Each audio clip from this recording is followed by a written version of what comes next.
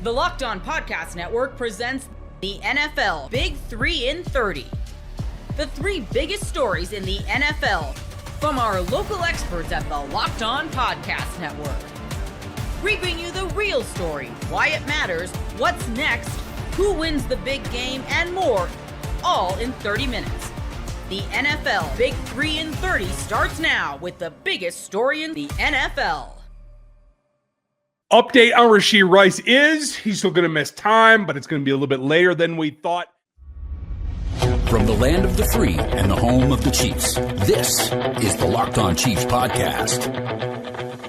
Rashee Rice has a date. A judge has set a date of September 30th.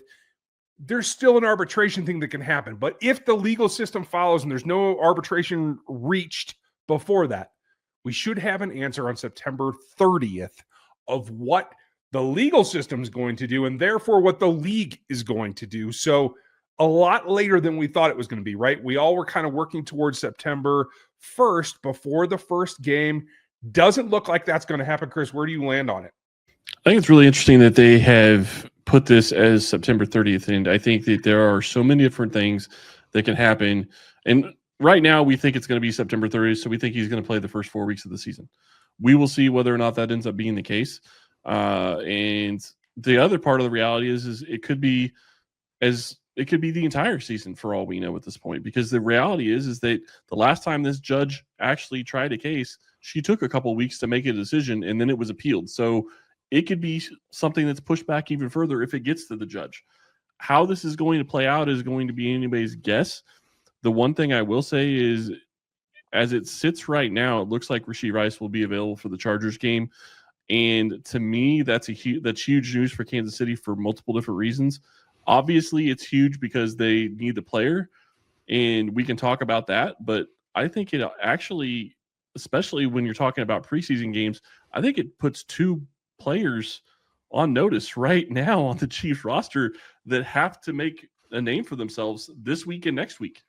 Yeah, like it is go time for those guys. We'll name them in just a moment. But before we go, I think we disagree on the impact of what this game does. Assume that it's either a 4 or 6 week suspension and it doesn't come down to 30th and it plays out there. What was your take on the schedule? Because mine was pretty straightforward. I care about the Bills game because I think that could come down to seeding very, very effectively.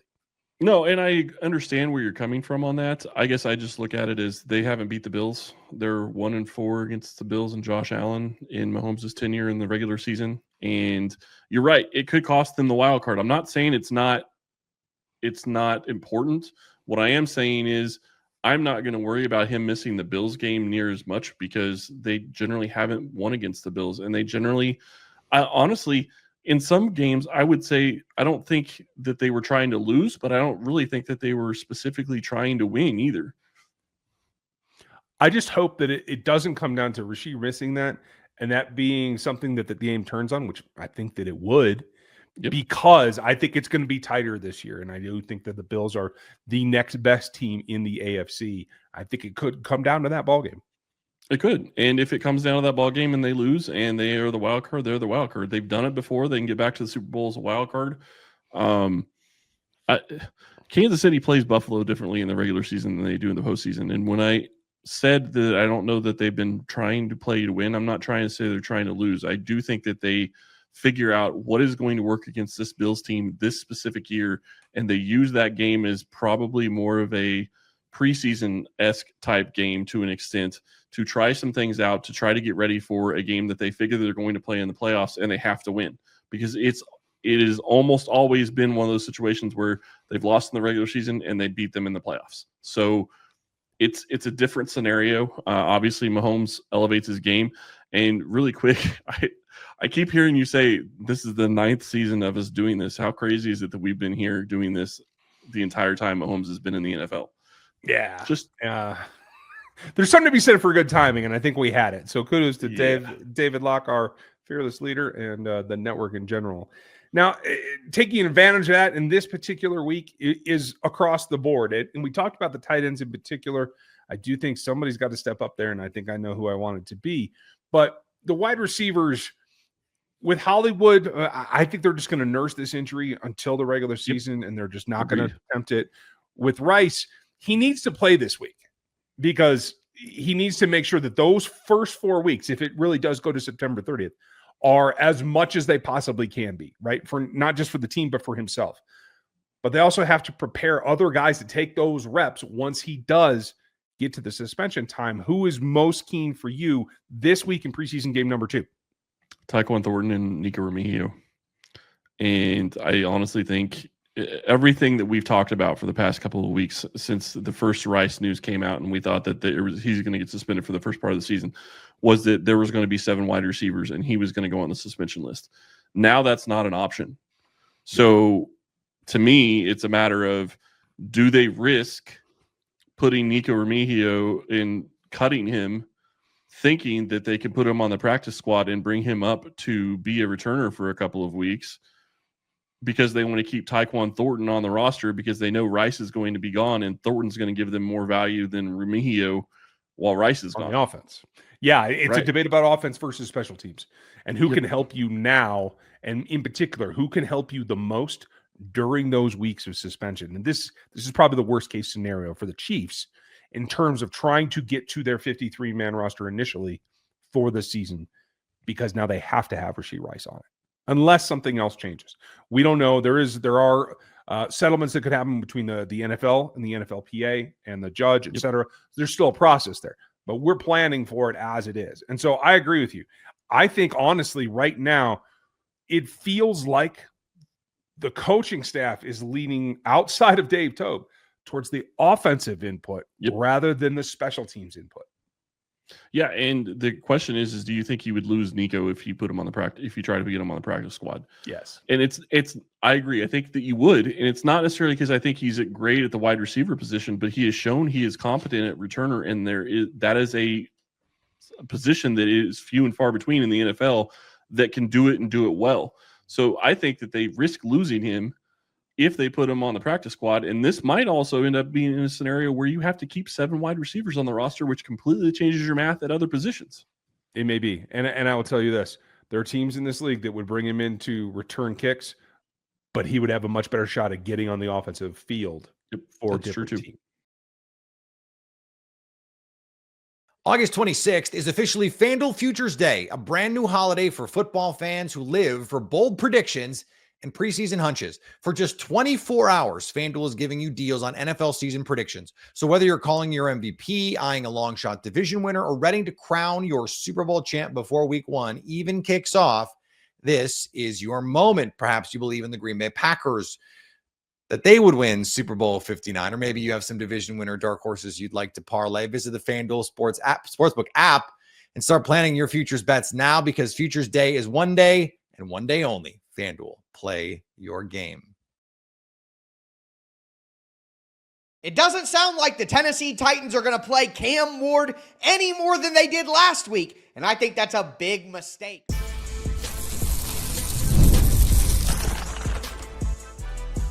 You are Locked On Titans, your daily Tennessee Titans podcast. Cam Ward needs to play more. I'm already upset. I don't understand why we can't learn. I don't understand why things can't get better. So Brian Callahan said on Wednesday that he expects everybody to play about the same amount that they did last week. Expect 2 series from the offense. Expect 1 series from the defense. And Cam Ward is obviously the center of the discussion because his development and his readiness is most important. But this isn't just hey, Cam Ward needs to play more. This is for everybody. Like, what happened to the old school way of handling the preseason where you played your least amount in the first game? You played, well, back when they had 4 preseason games, you didn't play it all in the first game. And then you played a couple of drives, half of a quarter, and then you played about 3 or 4 drives. And then the last preseason game of the year, people used to play an entire first half. That's not going to happen here. And last year, I remember the Tennessee Titans offense acting like they checked boxes and they were ready to go and they were following this limited plan. I'm sorry, I think it's crap. And especially, look, if you're the Philadelphia Eagles, if you're the Chiefs, if you're the Buffalo Bills, the Baltimore Ravens, the Detroit Lions, and you only want to play your guys a couple series each preseason game, maybe not at all, all right, I get it. You've earned that right. You're good to go. But the Tennessee Titans, who went 3-14 and have one of the youngest rosters in the entire NFL, they cannot afford to treat these preseason games like they're a playoff team. Cam Ward is a rookie. A lot of the players that have to step up, not only on offense, but on defense as well, are young players. So I just hate this that Cam Ward's going to play the same amount that he played last week. He should be ramping up, not two series. And again, no matter what happens on those series, he's playing 2 series. What if they go 3 and out twice against the backup Atlanta Falcons defense? Like, I'm sorry, but to be ironclad and only have Cam Ward play 2 series in this game, I think is a massive mistake from Brian Callahan, who needs to get this team ready to go. And this team is not ready to go. He even said that himself on Thursday. No, the team's not ready to go. He said he doesn't think anybody's ready to go. But I'm sorry, a team like the Eagles or the Chiefs or the Ravens or the Bills are the best teams in the NFL. They probably are more ready to go than you are ready to go, Brian Callahan. And to make up that gap, you need to play them more. Cam Ward should be playing more than 2 series in this game. He should be playing at least 3 drives, maybe even 4, depending on how late. I don't want him playing in the second half of the second quarter. But 3 drives, why aren't we ramping up towards the season? Why are we stagnant? And the defensive side of the ball, don't even get me going on that. After the way the defense played against Tampa Bay, second-string offense last week, and then the way the defense got absolutely cut up in practice against the Falcons, you're only going to let the starting defense play 1 series? Like, Callahan's not getting this team ready to go. It's frustrating. And no Jeffrey Simmons, no Kevin Zeitler. And I pushed back against that last week too. I don't care if Jeffrey Simmons is a successful, qualified player in the NFL. I don't care if Kevin Zeitler's 35. The offensive line needs to play together. They need to gel together. The defense needs to be fully out there and play together to get ready. They go to Denver week 1. They play the Rams week 2. They play the Texans week 4. They're staring down the barrel of 1-3. Like, this could get ugly. This team has to be on its best behavior to start the season if they want to give themselves any hope and any semblance of a chance to compete, which is what they need in the locker room. I talked about earlier this week how I think this team could lose confidence quickly if they don't perform in the joint practices, which it's been up and down. If they come out in the preseason games, and even if the results don't matter, they're getting shellacked. The first-team defense isn't looking good. The second-string offense of the Tampa Bay Buccaneers is driving down the field at will on both drives. Cam Ward has a 3 and out. I just think it's clear that this team is not ready to come out and throw out a good first punch. We've been talking about slow starts all week because of the joint practices. If the Titans start the season slow after being 3-14 with a guy like Brian Callahan, who probably isn't the best motivator, just personality-wise, I think things could go bad quickly. So I hate this plan from Brian Callahan. I think that Cam Ward should be playing more. The defensive starters should be playing more. Zeitler and Simmons should be out there playing. Now, as for my expectations for Cam Ward, I want no bonehead plays. None of these sideline throwaway things like what got picked against the Falcons on Wednesday or almost got picked against the Buccaneers on the 3rd down to start the first drive. No bonehead throws. You got to get better. Improve. But other than that, some of the stuff that we talked about last week, clean operation. Clean operation. No pre-snap penalties, no false starts, no illegal formation, illegal motion, just clean operation. So no boneheaded plays, clean operation. And I want to see Cam have a faster start. I want to see him be calmer early. We talked about that 3rd down. Brian Callahan said that Cam Ward got off the read a little too quick. There was a little bit of a stunt. I broke it down in my offensive line breakdown, which came out earlier today. There was a little bit of a stunt. Cam Ward got a little bit of happy feet, left a good pocket a little too early.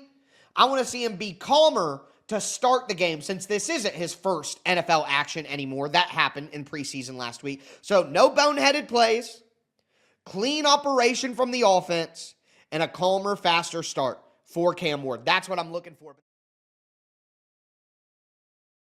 We've all been there, logging on early and waiting forever for concert tickets to go on sale, only to lose your spot for a show you've been dying to see. Live music should be about making memories, not dealing with the stress of ticket shopping. That's where Game Time comes in. Game Time makes getting concert tickets faster and easier than ever. Prices actually drop as it gets closer to showtime, and you can save up to 60% with their killer last-minute deals. Tired of endlessly scrolling, trying to find the best deal? Well, Game Time's zone deals pick the best seats in your section for you. And with Game Time, the price you see is the price you pay. No hidden fees. Take the guesswork out of buying concert tickets and show tickets with Game Time. Download the Game Time app, create an account, and use code LOCKEDON for $20 off your first purchase. Terms apply. Again, create an account and redeem code LOCKEDON for $20 off. Download the Game Time app today. Last minute tickets, the lowest price guaranteed.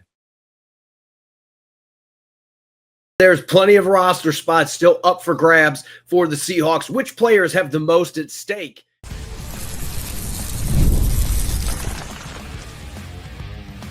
You are Locked On Seahawks, your daily Seattle Seahawks podcast. We do expect the Seahawks are going to be playing Sam Darnold and quite a few of their starters for at least a series or two in this game to get their feet wet heading towards the regular season. With that said, it's still a preseason game, which really boils down to the battles for final roster spots. Kansas City's got that going on. Seattle certainly has got that going on. So who's got the most at stake in this game? And this isn't just for roster spots. It's also for practice squad consideration and roster spots on other teams. I've got 10 players here that I'm going to be watching most closely against Kansas City. And we'll switch things up. Usually offense goes first. Let's start on the defensive side of the football. And for me, the first name that jumps out, I'm going to be watching. Of course, we've talked a lot about Jared Ivey this week. I think Jared Ivey is in pretty good footing to make this roster. Of course, he's going to be a guy that I'm watching in this game. I love watching the way that he plays. But there's a couple of other defensive linemen for the Seahawks in the undrafted rookie ranks that have kind of come on as of late. And most notably, it's been number 70, J.R. Singleton. And this was a player when the Seahawks announced their undrafted rookie class. I was really intrigued by Singleton when I went in and watched some Iowa State tape. The Cyclones were really good last year. They had a number of players who got drafted in the NFL draft. Singleton, obviously not one of them, but he was an all Big 12 caliber player at Iowa State, had some pass rushing production, had good numbers in the backfield.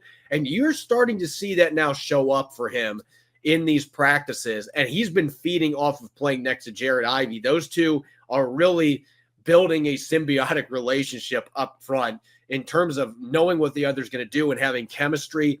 Those two guys have been going and making plays a lot when they are on the field together. And Singleton had a decent game against the Raiders last week. This is another really good opportunity for him. I think he's a practice squad guy, but this is a great opportunity for him to secure that opportunity in Seattle and potentially be a guy that can make some contributions, maybe even later this year for the Seahawks if they need depth along the defensive line. The same can be said for Anthony Campbell coming out of Miami. Now, unlike Singleton, this is a player at a college level. The stats don't match the physical ability that you would expect from Campbell. He did not have good pass rushing numbers. This is not a guy that had many tackles at the college level, and yet he is a specimen. He is a physical freak. He looks like a defensive end instead of a defensive tackle. Really well cut, high muscle density. We're starting to see the physical tools translate into production and practice. He has dominated one-on-ones the last couple padded practices Seattle has had, and he has really started to shine getting into the backfield and making plays. Talk about a wild card. Again, not a guy that had much production in college, didn't play a lot of snaps in Miami, but when you turn on the tape, there are little flashes, and now we're starting to see that show up. So I think he's another one. Right now, he's playing for a practice squad spot, but I think both these players could potentially be players the Seahawks bring back, especially if they have really good finishes to the preseason. They're going to get a lot of snaps against Kansas City. This is a really good dress rehearsal for both of them. Moving away from the defensive line, Jamie Sheriff, this is an incredibly important game for him, and I'm just hoping he's going to be out there. I would think he's going to be. He practiced in the padded practice a couple days ago. He practiced the day after. I think he's over whatever minor injury that he was nursing, but this is a crucial game for him because he's making that transition from being just an off-ball, or not an off-ball, a edge defender, and then moving to the off-ball position that he had never played at any level previously. He's trying to become that hybrid do-it-all linebacker that Mike Macdonald likes to have in the back end of his roster, but we didn't get to see him play against the Raiders last week. We don't know what he's going to look like against another team in that off-ball role. So if he wants to be on the 53, he's got to go out and he's got to play at a really high level. There's certainly room for him to go get that with the depth concern Seattle has at off-ball linebacker right now, but he's got to go prove it against other competition. He's still going to get some reps rushing off the edge as well. Certainly a name that I'm going to be watching closely in this game. And then in the secondary, two different players here in terms of what they're fighting for. I expect that Shaquille Griffin is going to be on this roster with the guaranteed money that the Seahawks paid him, but he's missed most of training camp. We just finally got to see him for a couple days playing some snaps with the second team defense, had a nice pass breakup during the 7-on-7 period yesterday. So we're starting to see him make some plays, but he got here so late in the process. Josh Jobe, you can interpret Adam Durde's comments however you want, but he's had a really good training camp. He played well in the preseason opener, albeit getting lucky with that arm punt that he turned into an interception when the receiver had a couple steps on him. I think other than that, he has played pretty darn well. But this is very much an opportunity for Shaquille Griffin. I'm expecting he's going to get a handful of plays. He still only had a few practices under his belt, so Seattle's not going to throw him out there to have him play 35 snaps. That's not going to happen, but I expect to see him out there some as he's getting used to playing in this defense, and it is a chance for him to show that he deserves to be on this roster and be a guy that's in contention to get some snaps on defense for the Seahawks in his second stint with the team. And Jarek Reed, the second, he had a really good week. He's kind of one of those players that was starting to fall off the map a little bit in terms of making the roster. And just when you're ready to move on, he goes out and starts making plays. And you remember what he did before his ACL injury. Tyakata had kind of a rough game last week against the Raiders. Jarek Reed, whether or not it was his fault or not, there was a long touchdown where he was the safety on that side. I want to see him come out and play at a higher level here and really grab the bull by the horns and say, look, I'm one of the best special teams players. I can also contribute on defense if I'm needed, and I'm worth keeping a fifth safety. I want to see him go out there and earn that spot. As for the offensive side of the football, I don't feel like there's as many bubble spots that are necessarily up for grabs. Oddly enough, the offense, you've got starting jobs that are still being debated, but for me, Jacardia Wright coming off that really good preseason debut, he is not making this roster unless there's an injury in front of him. But this is very much another chance for him to show he could play for another team, or he could be on the practice squad for the Seahawks. Marquez Valdez-Scantling, I think he is on the bubble here because of Torrey Horton's emergence. I expect to see a lot of number one out there with the starters and maybe playing a little bit after that point because there's the possibility Seattle is considering moving on there. I think Ricky White III is building some momentum as well. I don't know if it's enough for him to make this football team now, but I do want to see what number 86 can do. He had a touchdown at the end of practice yesterday. He's a player that seems like he's coming through with more contributions with the third team offense, got a few second team reps this week. Feels like he's still at a difficult juncture here in terms of getting a spot in the 53, but now he can secure a practice squad spot. And we know the Seahawks have used practice squad receivers regularly, calling them up. The opportunity for him to still contribute this year for the Seahawks is very much there. And on the offensive line, two names that I'm going to be keeping close tabs on, different draft classes, but Mason Richmond, Christian Haynes, different reasons. Mason Richmond, I'm hoping we see him at the center position because he has been getting some snaps there this week. Mike Macdonald, I asked him after practice yesterday if it would be possible to see him play some center in this game, considering he's only played a few practices, and he said, short answer, yes. So I'm looking forward to seeing if we see some Mason Richmond at that center position. And if he can play like he did the last couple practices where there were some quality plays where you can see why the Seahawks made that move. And as for Christian Haynes, I don't think he's in the race for that right guard spot anymore. I've said it a bunch on this show. I think Anthony Bradford has won that starting job. Now Christian Haynes is fighting for his role on the roster, in my opinion. I think he makes this team, but he needs to go out and have a really good preseason game, whether he's playing right guard or left guard. It seems like that ship at center, at least for now, has sailed. So he's probably just going to be playing exclusively those two guard spots. But he has to show that he is that number 3 guard for this team. And if they have questions whether he is that guy or not coming out of these preseason games, that may put his spot in a little bit of a tenuous position. So I think this is a big game for Christian Haynes, even if he isn't necessarily in the mix anymore to win the right guard starting job.